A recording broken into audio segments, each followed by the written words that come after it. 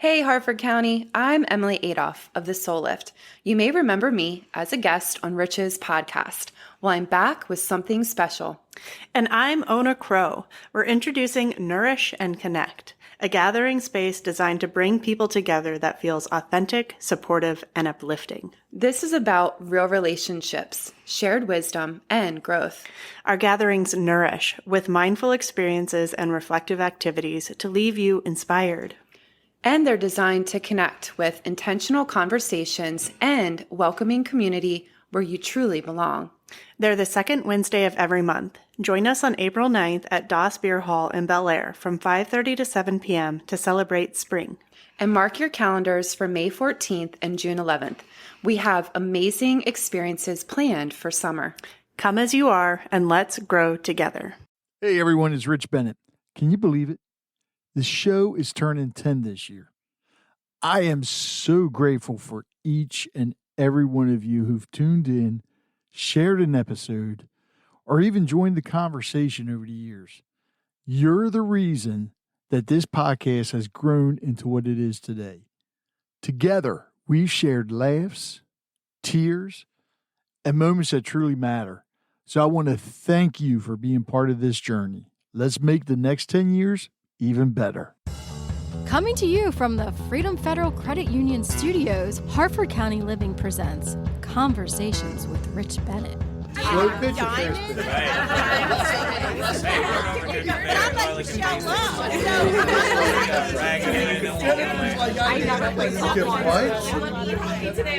It's probably the least sexy part of the work, and I don't know how to answer.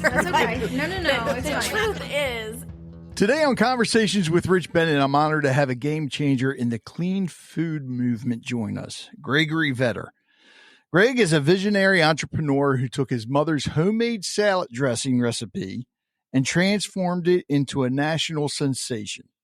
As the co-founder of Tessemae, he and his brothers pioneered the clean food category, creating the first Whole30 approved bottled dressings and revolutionizing fresh food manufacturing with their gum-free bottling process. Their company became the #1 organic salad dressing brand in the refrigerated space in just 5 years. And not stopping there, Gregory went on to launch Alta Fresh Food Company, earning the title of Sam's Club Supplier of the Year, and later founded Homegrown brand Accelerator to help the next generation of brands succeed. His journey, filled with bold risk, tough lessons, and major victories, is captured in his best-selling book, Undressed, the unfiltered story of my failed American dream and how it led to success. And when you see it in the bookstores or online, it's an easy cover to recognize. We'll cover that in a minute. Yeah. So a winner of Inc. Magazine's Entrepreneur of the Year, EY Entrepreneur of the Year finalist, and a TED Talk speaker, Greg is here to share the highs, the lows, and the untold stories behind building a brand from the ground up. How's it going, Greg? Outside of my voice today, it's going great. That's all right. At least you're not singing, right? If you were singing, it'd be a different story. I'd probably still sing anyway. Right? Well, go ahead. Build out a couple tunes, man. All right. So one of the things I always love people, especially entrepreneurs and all that, is growing up in school. Yep. Yeah, especially back at school, they always told you had to have a career path. What was your actual career path? What was it you wanted to do? Well, I'll use 5th grade. Okay. Because we had to make a poster of what we wanted to be. And I wanted to be an athlete and an artist. And I drew a poster, was split in half.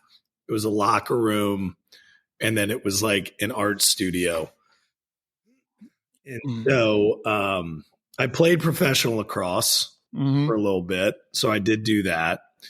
And then artistically, we did a bunch of stuff with our packaging and everything else that was going on. So I think I accomplished it, but I never really said I want to be a doctor or something like that. Right. Well, who'd you play professional lacrosse for? The Chesapeake Bay Hawks. Oh, really? Yep. Yeah, I think that's a sport that is very underrated and needs to be shown a lot more. Yeah, I'm happy to see it growing though. You're starting to see more rec councils and all. Yep. Putting it into place. And wow, I didn't realize that. Yeah.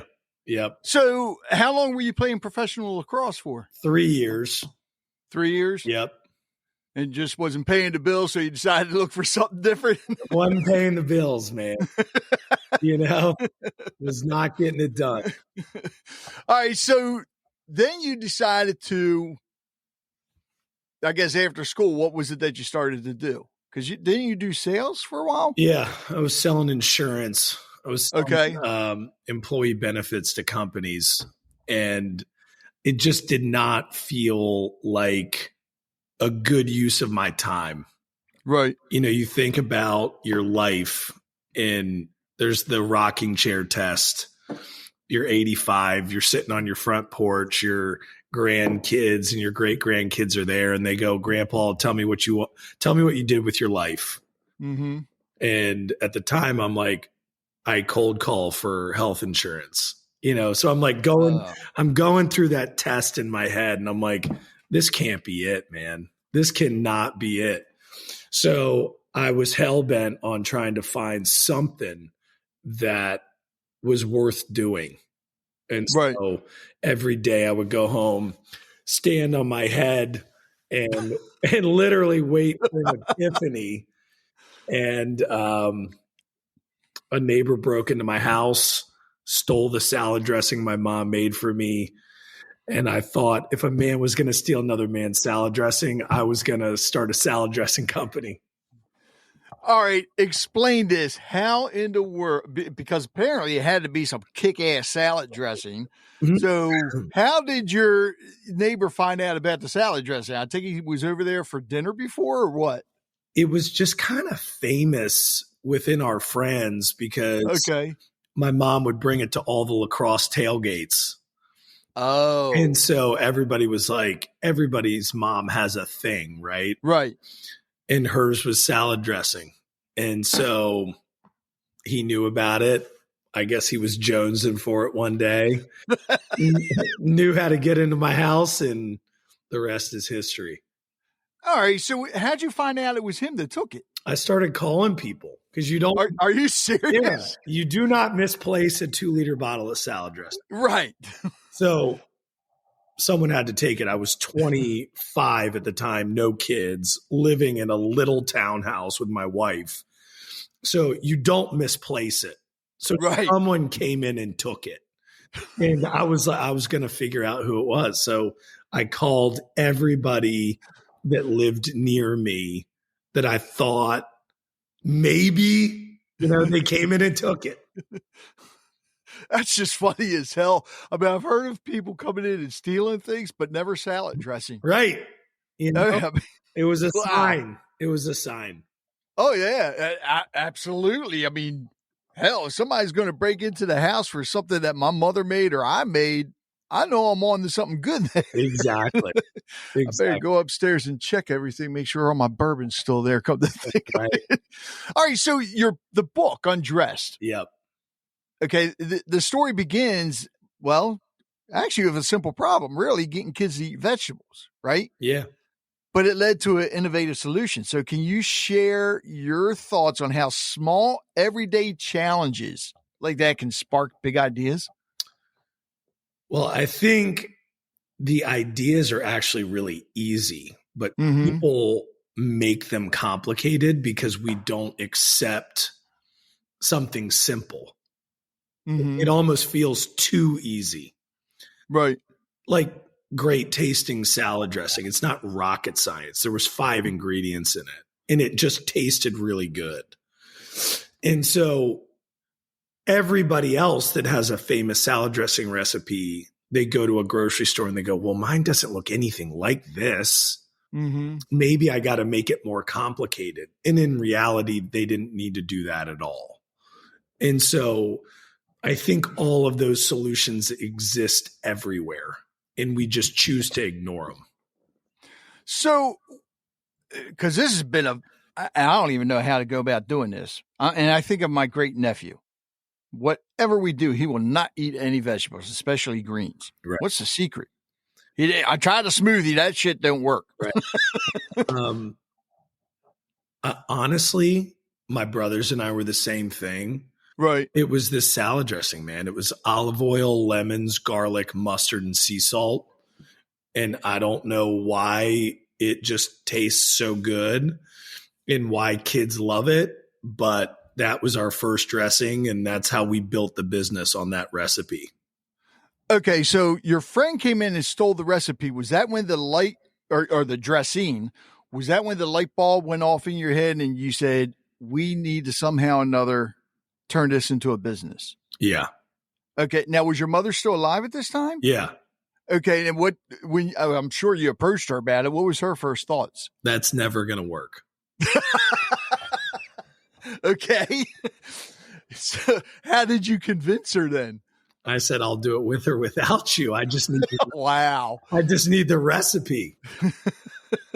Was it the only the one salad dressing at the time? Yeah, for the first 2 years. Okay. So what was it that you did different, or was there anything that you did different before you started selling it? In the beginning, no. So okay. I realized that we weren't special. We weren't a brand. We weren't a company. We were nothing. Right. All we were was great tasting salad dressing. So how could we deliver that to the consumer on a mass scale? Right. And so that's what we spent all of our time thinking about. So, and I'm sure because now it's carried in a mess load of stores. Yep. Actually, I think it's even carried down the road in the store down the road from me. All those years you were doing sales, did that help when it came time for you to go out and, I guess, market the salad dressing?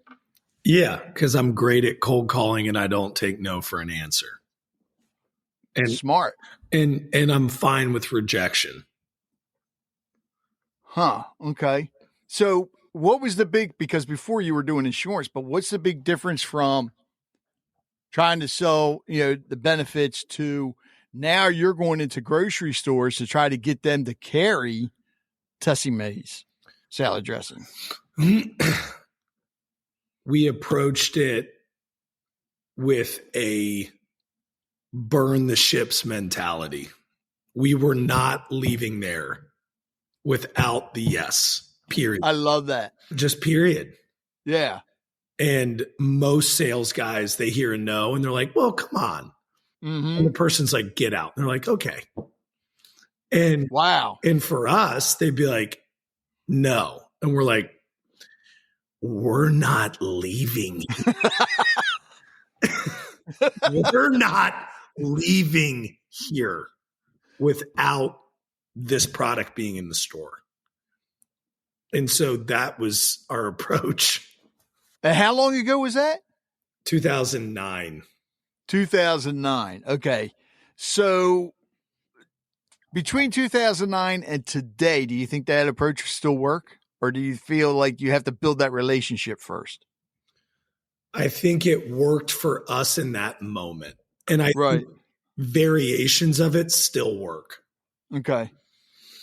And with once that got carried into, well, actually, what was the first store that picked it up? Whole Foods.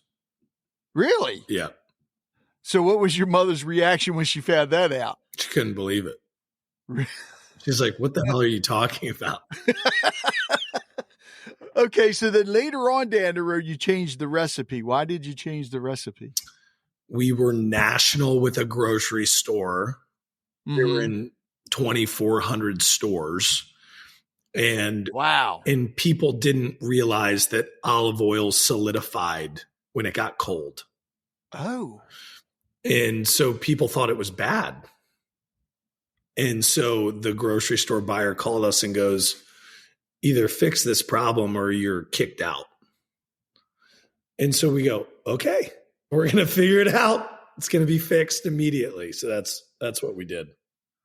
What was the big change you did then? I didn't realize about olive oil. Yeah. We switched to organic expeller pressed sunflower oil that doesn't solidify when it gets cold. Isn't that a big taste difference? No.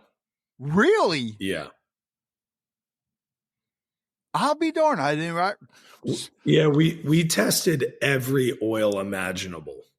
Okay. And that was the closest to what we were looking for as it applied to a dressing with additional ingredients in it.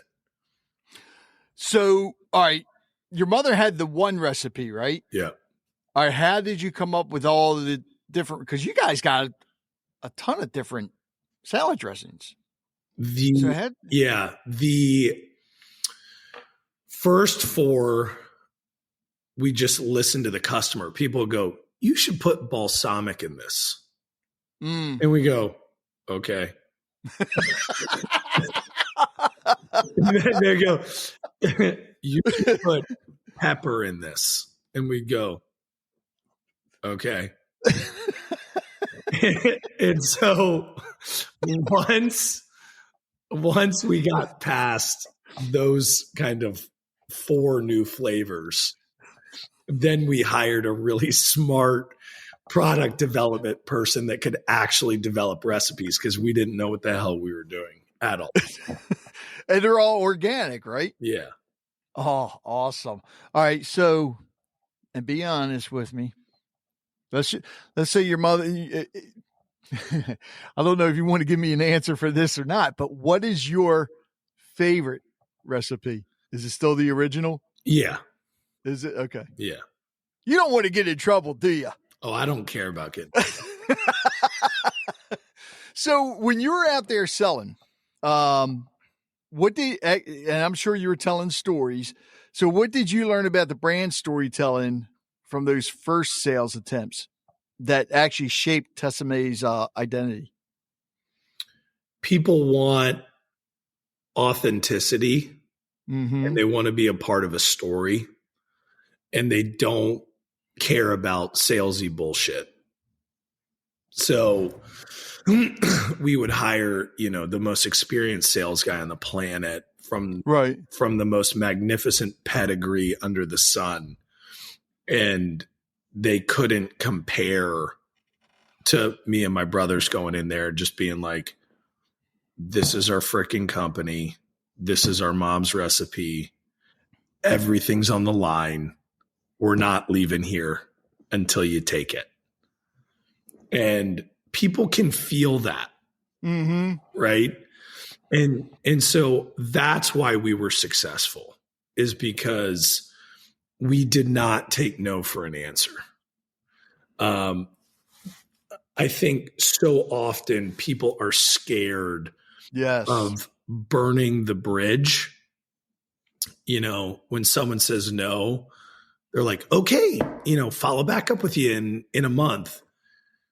We were fully prepared, literally, to light everything on fire in the process of trying to build this brand and company. And I think most people don't have that level of conviction, or they're concerned about future reputational damages if you're an employee of something. I always felt like they would only take it so far because they wanted to preserve that relationship in case that job didn't work. So they could come back with a different brand. We never took that approach. I think one of the biggest problems too is especially when it comes to other salespeople, and this is something that I was always taught in sales. No is just an objection. Yeah. You find out what the true objection is. And it sounds like that's what you guys were doing. Well, we always used to say it's not N-O. They don't K-N-O-W yet. Oh, I love that. Wait, now is this your first book that you've written? Yeah. Yeah. Oh, I see many more coming because I know you could write more like sales guides and stuff like that. Or do you actually do that when you're out talking? I do a lot of presentations for people, and we'll see what actually makes it onto paper. Okay. So with the book, what was what was it that made you decide to actually write this book, and how long did it take you? Well, the entire dream, right? We built this business to be valued at over $300 million. And then wow, the whole thing came crumbling down. And so there was these unbelievable learning lessons in what I learned building this massive business. And so looking at all of the reflections of how we were so successful and then also what went wrong, I really felt like entrepreneurs and future entrepreneurs could learn a lot from what I had experienced. And how long did it actually take you to write? 2 years. 2 years. Yeah. Okay. So now, you said with the downfall there, was it Tessemae? Was it the salad dressing company that actually ran into problems with? It was investors. Oh. Yeah. Okay. Yeah. So when it comes to investors, and I do think a lot of people miss the boat on this, what's your biggest piece of advice you can give to an entrepreneur looking for investors? Be very, very, very selective. That's that's probably the best advice anybody could get when it comes to that. I mean, just because they care and they believe in the mission, that's 10% of it. With that, because you have many entrepreneurs, they struggle with trusting others to run aspects of their business. Yeah. So how did you learn to delegate, effectively for that? I had two brothers. Okay. That were very good. And one ran sales, one ran operations. Then I had a very trusted quality person, Kristen, who ran product development and quality.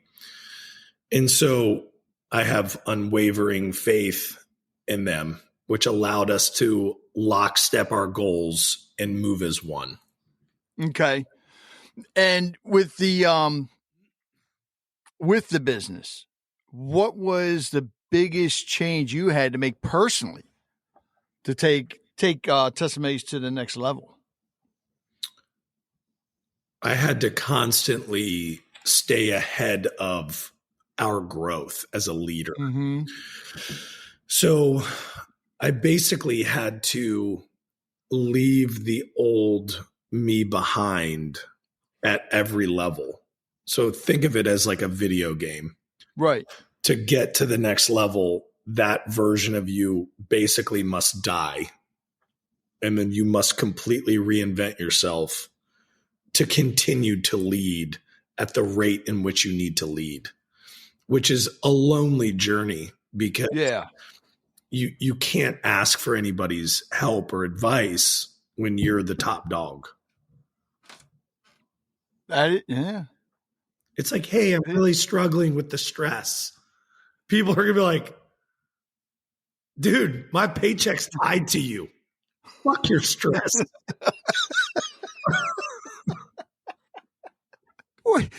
And with the leadership, what were some of the early leadership mistakes that you made, and how'd you course correct? Trusting people.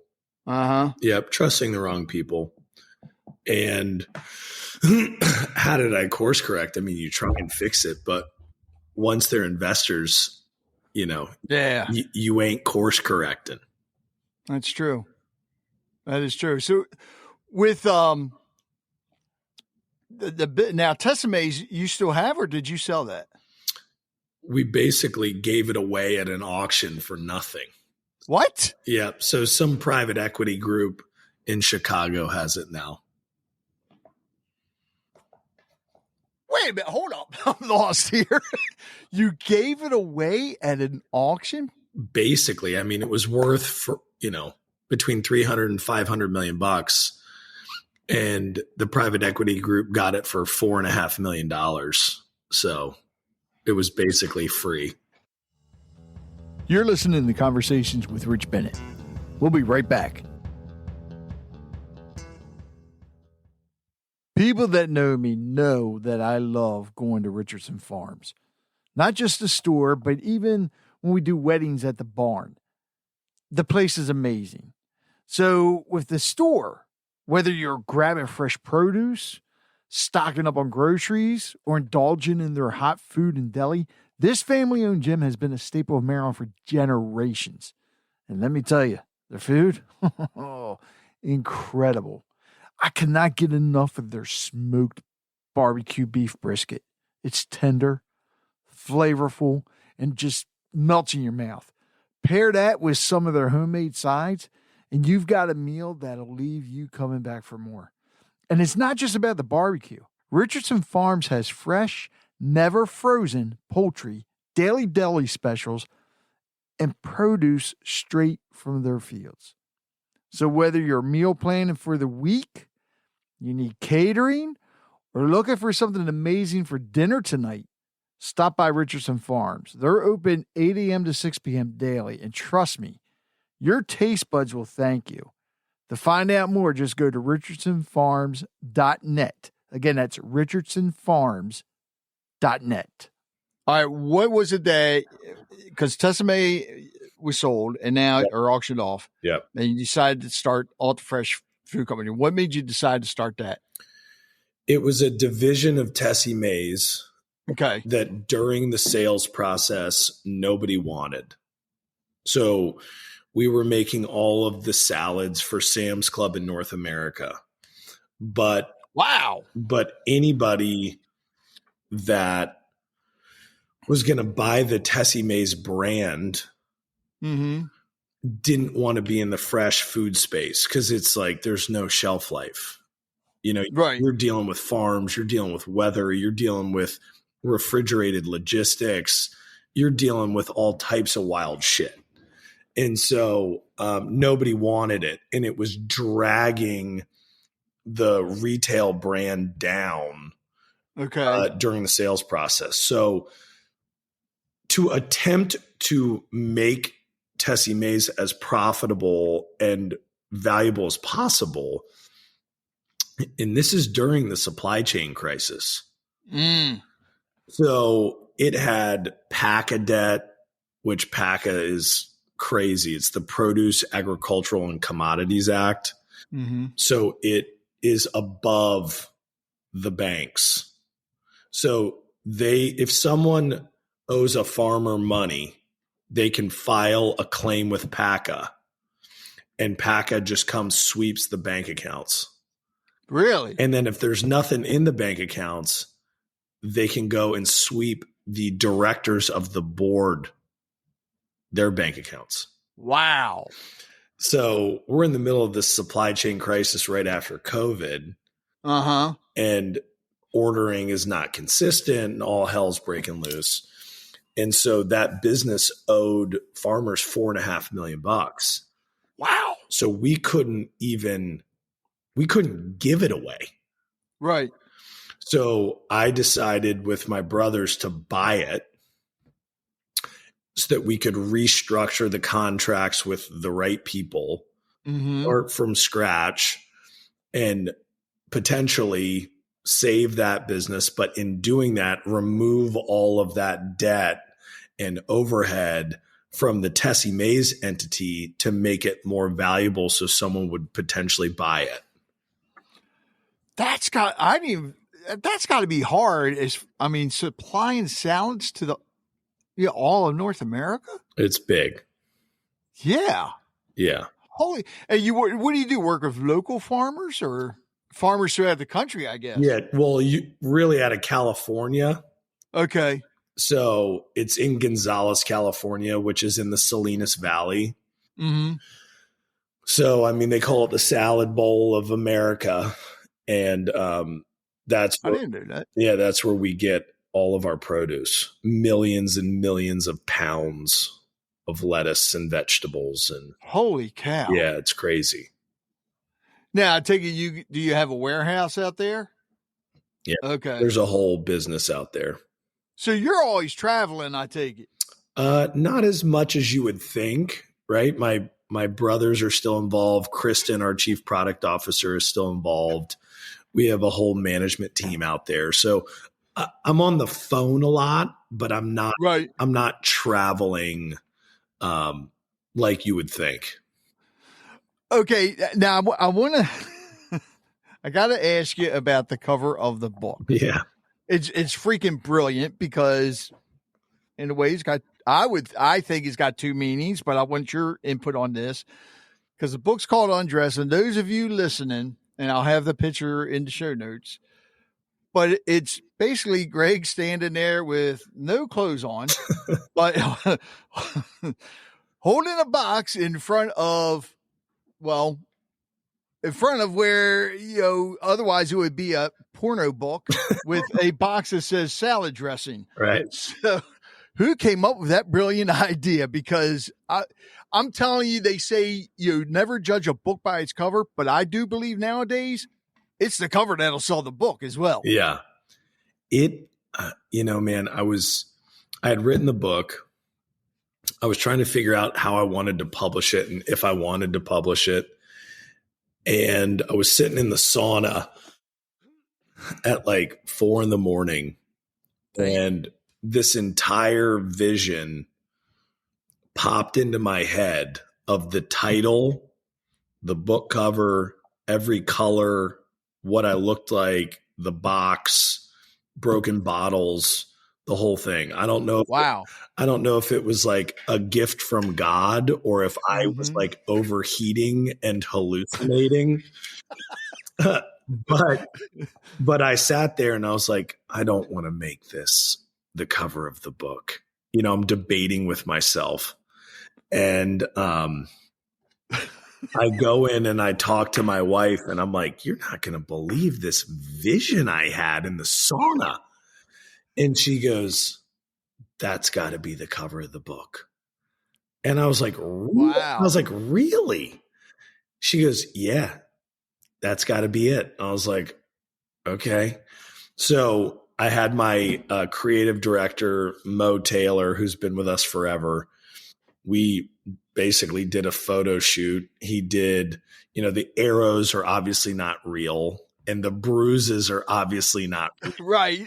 But the rest of it is real. And so I designed the cover. And then when I was talking to editors, I sat there and I said, this is the title and this is the cover of the book. So if you're not cool with it, I'm not. Goodbye. Yeah, I'm not going with you. Right. And so I had like a couple of nice offers from publishers. And the one guy that I thought would be beneficial for the kind of growth and sales of the book, he could not get over the cover. He was like, you got to change it. And I was like, I'm not doing it. No. So that's what we got. A lot of authors, especially, new authors, don't understand is sometimes you don't have control of all that. Well, all the time. Yeah. And good for you because, that sales experience comes in again and you're just like, no, this is it. Yeah. Plain and simple. And it's also an audio version as well, right? Yeah, it's an audio book and I read it with a normal voice.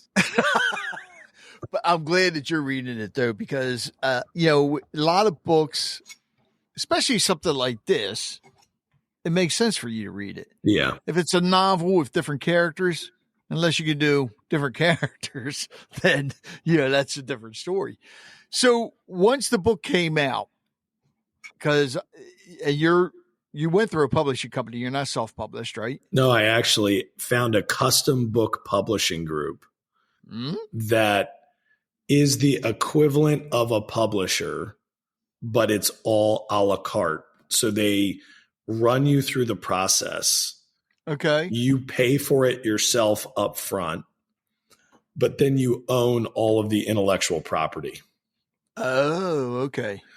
And so I thought that the book was good enough and the story was good enough and my sales abilities were good enough that I definitely needed a guide through the publishing process. Right. But if anybody was going to sell it, And if anybody was going to turn different aspects of this story into additional products, like a TV show or a movie or sequels or whatever, I felt like it was going to be me. And so I found a really great group out of Michigan, Jenkins Publishing. Okay. And they were really helpful. So do they help you do the marketing, or is all the marketing? Yeah, marketing. Yours. Me. Yep. All you. Yep. What's been the biggest challenge when it comes to marketing the book? I think there's so much information out that this cuts through really well, but at the same time, everything has its own kind of respective cycle. Right. And for the past couple months, because we launched it November 25th, there was a lot going on with the presidential election, who's going to win what and what's going to happen. And so, cutting through that noise, making the story potent and interesting it's not something that needs to be crafted, but it was something that took a lot of repetition. Right. Whose idea was it to actually go on podcast? Mine. Really? Yeah. Smart move. Thanks. Free marketing. You can't beat it. Well, and I think the story is interesting enough and I'm honest enough where it doesn't matter. I'm not trying to cover up anything. Yeah. So these kind of open forum type formats where people can ask me whatever they want and get an actual answer works in my benefit. Whereas like the scripted 2-minute TV show where I'm on something, those work too. But I think people want to hear the real shit. That's why I wrote the book. Right. Because if you're going to follow your dream and risk everything, you want to know what to avoid. You want to know what worked. You want to know how bad it can potentially get so you can prepare. And that didn't exist before this book. And I had been searching for years because I'm, a ferocious reader.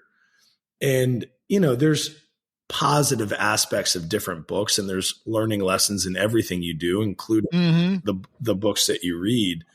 But I never found something that was like normal dude from a normal family with no money, no expertise, no trust fund. I'm not some type of AI tech genius. I didn't invent some crazy biomedical, freaking vaccine or cure for cancer. Right. I'm just like a dude that wanted to change his stars and was like, I'm doing it through salad dressing, I got to do something. It's going to be salad dressing. I don't care how hard it is. I don't care if I fail. I'll figure it out. You weren't scared. No. That's the thing, man. I was more scared of being a total mediocre failure. That was my actual fear.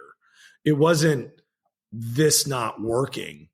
It was me going back to the original thing. I said the rocking chair test, sitting there, when I'm 85 years old and my grandkids and great grandkids are like, hey, grandpa, tell us about your life. And I'm like, nothing. Yeah. I did nothing. I was scared. I was weak. I didn't make any good decisions. I didn't take any risks. I was just mediocre. That was what fueled me. Because I was like, I'm 25. I don't have kids yet, which now I have 4 kids. And I'm willing to risk it all. I'm willing to risk all the money. I'm willing to risk, because again, I was 25. There wasn't that much money. And if I failed, am I really a failure at 26? Probably not. Right. You're living the American dream, man. That was my pursuit. Right. And my understanding of the American dream changed. Well, I think everybody's meaning of the American dream has changed throughout the years too. Yeah. I thought it was one thing and it turned out to be completely different. Right. So actually explain that. So you thought it was one thing. Yeah. What did you think it was? I thought it was come up with an idea, build a giant company, sell it, get rich. And you realize it's what? Come up with an idea, have courage, follow it no matter how hard it gets, get pushed to the limit without giving up, and develop the character you are proud of so that you can lead by example and leave the world better than when you found it. I think that's a great meaning, man. I love that. And I love that. And that's how I look at it. And when I was 25, I didn't think about that. And probably if somebody told me that, I would have been like, no, it's getting rich. And getting rich means nothing if you don't have the 4 things that money can't buy, which is your time, your health, your soul, and your children's love. Oh, ooh. Because you can't buy that shit. No. And no matter how hard you try. Yeah. So when you look at that and then you think about, okay, well, what was the purpose of this journey and this pain and this suffering? I mean, think about the learning lessons I can give my kids. Yeah. Like, oh, yeah, you didn't make the team. Okay. Did you actually give it everything you could in preparing for that tryout? Yes or no? It's binary. I don't want any excuses. Mm-hmm. Well, no. Then don't bitch about it. Right. Look in the mirror, put in place a plan, and start grinding. Because if you do that, anything in the world is yours. Anything. And again, when you only win, you don't learn any of that shit. Mm-hmm. You only figure out that stuff when you fail or when you lose or when your first attempt at something doesn't work. And you have to regroup and you have to reevaluate the situation. And you have to figure out a different approach and you get humbled. Mm-hmm. And then you sit there and you overcome your fear. You're like, I don't want to look like an idiot again in front of all my friends.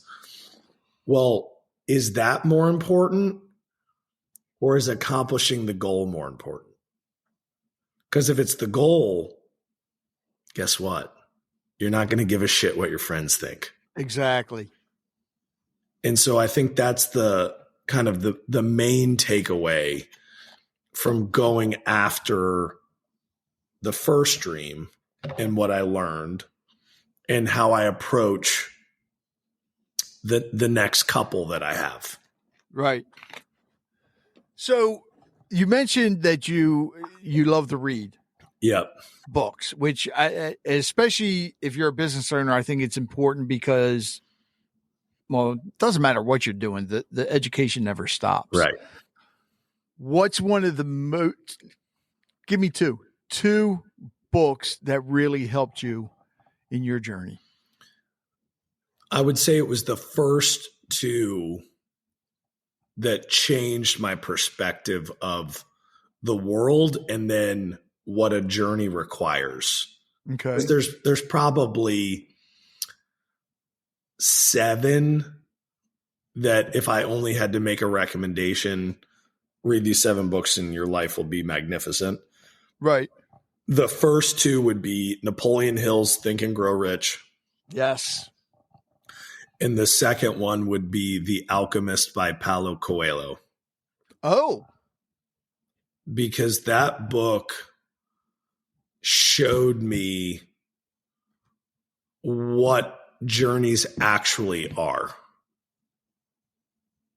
And it completely changed my perspective of how long a journey takes. Right. And so now, as I'm kind of in this other phase of my continued American dream, I reference that book often. Mm-hmm. And I've never heard of that one. I'm going to have to get that one now. It's very good. It's like short and sweet. It's kind of a story of this shepherd who has a dream of treasure in the pyramids, but he's got a great life, and everybody thinks he's crazy because he wants to get rid of his herd and go after this dream. He kind of has everything that his little town thinks is all he needs. Right. But he keeps having this dream of this treasure in the pyramids. And so he goes to his family and he's like, I'm selling, because he's single at the time. Mm-hmm. He goes to his parents. He's like, I'm selling the herd. I'm taking the money. I'm going after this dream. And they're all like, this is stupid, man. This is not going to work. So he embarks on this journey. And I'm not going to tell you the whole thing. I'll just kind of tell you the first obstacle. And like he gets into this village that's going to, this little city, and it's going to get him to the pyramids, and off top, all his money gets stolen. Whoa. All right, I got to get this book. So then he's like, was I supposed to do this shit?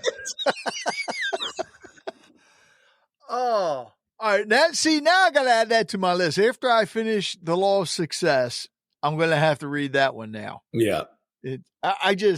I think a lot of, and I'm glad you mentioned Napoleon Hills, because for some reason, I think a lot of people think that the old books like that aren't relevant anymore. He's the OG. Oh, big time. Big time, especially when it comes to entrepreneurship, building a mastermind group. Who better? Everybody else that has written a book on leadership or achieving goals has taken a principle from that book and just written a book on it. Oh yeah. If you need one book to figure out that anything is within your reach, and a tactical guide of how to set up your brain and your body and your discipline in your mind to direct that energy through obsessional desire to something. Mm-hmm.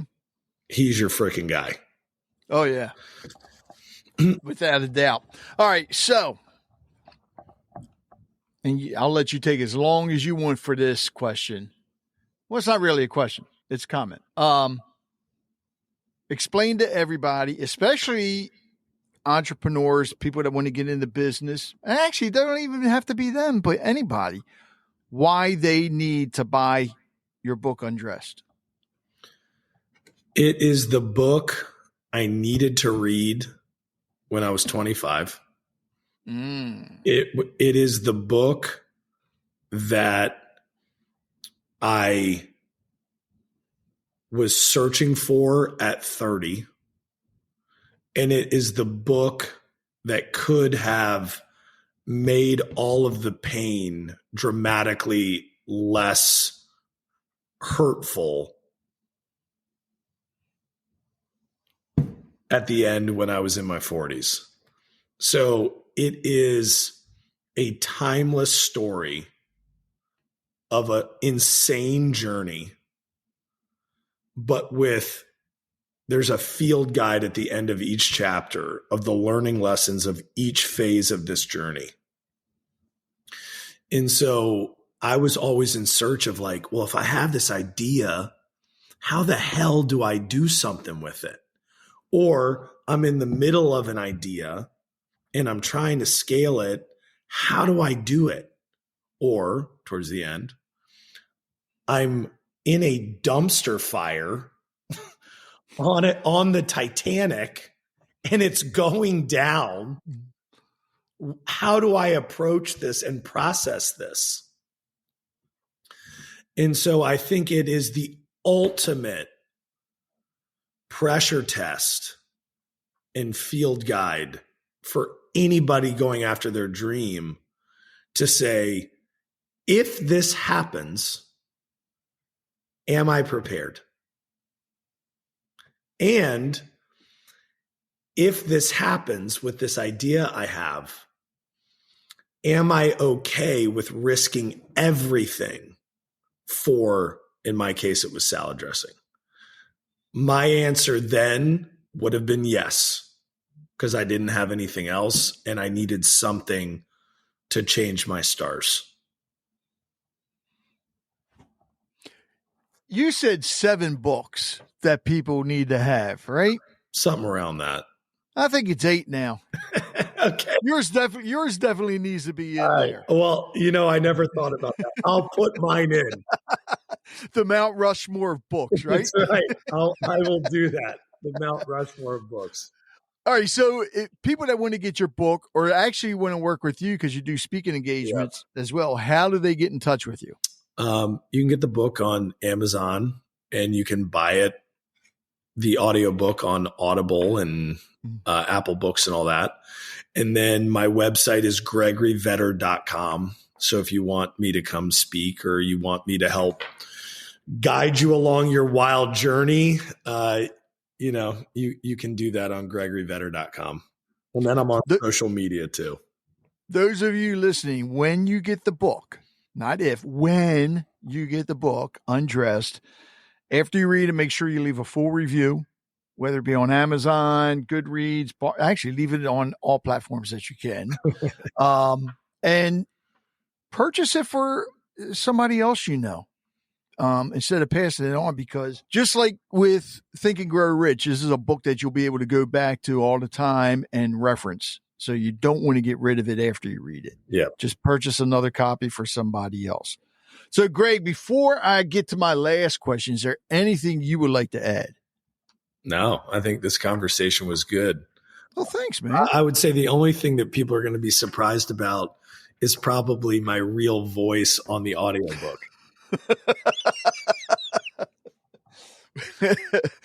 Oh, God. All right. So for my last question, what is the next big thing for Gregory Vetter? I'm doing leadership retreats at my farm. Nice. Yep.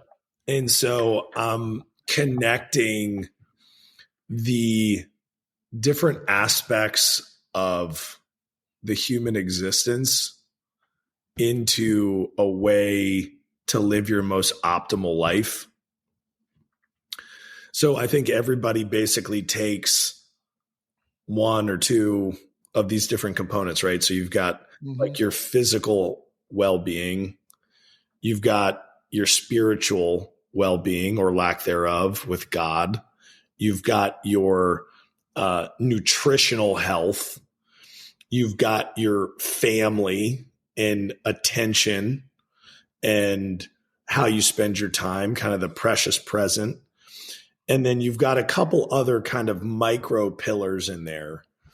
And all of them produce almost a number, right? So if you were saying, well, my physical fitness is at 100, but my spiritual health is at 3.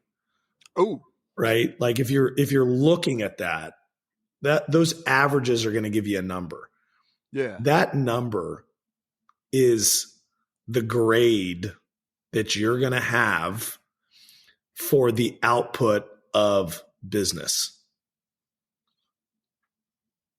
And I didn't realize that until I got all of them in check. Right. And when I got them all in check, the output, because my grade went from probably a 70 to a 95, the business output completely matched that number. And I didn't realize that. And I had never heard anybody talk about it, because anytime you hear anybody talk about stuff like that, they're like, well, business is business, right? And family's family. And this is this, and that's that, or I can't work out, or my sleep's bad, or all these different aspects of things. But in reality, all of that produces an output, and that output is in direct correlation to your success in business or life. So that's going to be the stuff we're doing. When's that going to happen?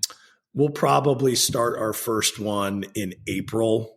Okay. We're mapping out the kind of the timing of it all, but it's underway. And this is going to be down in what, Annapolis? West River. Or West River. Yeah, I'm sorry. Yeah. So a little south of I live on what used to be an alpaca breeding farm. Oh, wow. Yeah. So it's 120 acres, and it's got a whole bunch of cool stuff on it. So it'll be perfect for leadership retreats. I was going to say, nice place for retreats. Yeah. I'm definitely going to have to let people in my circle know about that, because that's one of the things we talk about a lot is leadership. I just had a young gentleman on, and that's what he's always doing, all these seminars and everything on leadership. And I don't even know how we started talking about the mastermind groups. Yeah. Because you don't see a lot of them anymore. No, you don't. And it's like, that's something that that's one of my goals for this year, is to start a mastermind group. Do it. And I'm going to. We're actually going to be doing a roundtable discussion on that, on brainstorming in a mastermind group. That's going to be fun. That'll be That cool. is going to be a lot of fun. So, man, Greg, I want to thank you so much. The door is open anytime you want to come back. I would love to get you on one of these roundtables too, because you have so much to offer, and definitely I might have to get down to this retreat now. It's not going to be April 20th, is it? No. Okay, I might have to look into that. And thank God it's not in December. Yeah. Yeah. Well, yeah, for sure. Oh, yeah. It's too cold, and I always play Santa Claus. I wouldn't have time for that. That's good. Greg, thanks a lot, man. All right. Thank you. Thank you for listening to Conversations with Rich Bennett. I hope you enjoyed today's episode and learned something from it as I did. If you'd like to hear more conversations like this, be sure to subscribe to the podcast so you never miss an episode. And if you have a moment, I'd love it if you could leave a review. It helps us reach more listeners and share more incredible stories. Don't forget to connect with us on social media or visit our website at conversationswithrichbennett.com for updates, giveaways, and more. Until next time, take care, be kind, and keep the conversations going.